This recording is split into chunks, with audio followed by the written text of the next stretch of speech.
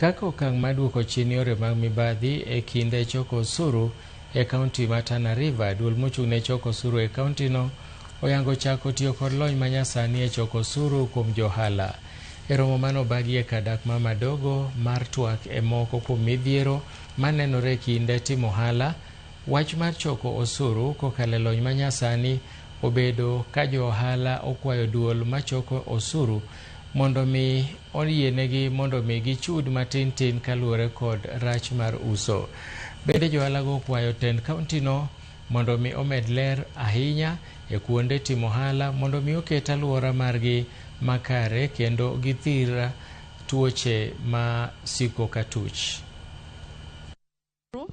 Ni bora mtuambie kwamba ni siku gani, ni tarehe gani, na kuna wenye wanafanya biashara ndogo ndogo, si kila mtu ako na hiyo eji ya biashara. Naona kama mnakuja kukata uzuru, afadhali yoe kuata kwa WhatsApp ama internet yote, kila mtu akuanduka anaarifiwa tarehe 10 tutakuia wewe utoe usuru wako. Sasa ile mama atajipanga, unajua hapo sasa hii economy imeenda chini kidogo.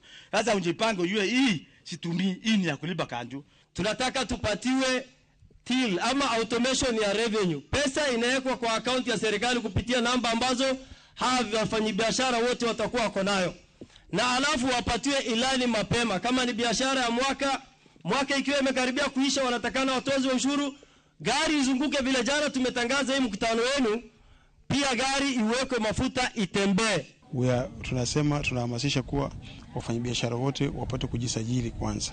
Wakijisajili inakuwa rahisi kwa sisi tukiwa na ile data yao. Yeye mfanyabiashara kwanza akiingia kwa system anajikuta yuko ndani.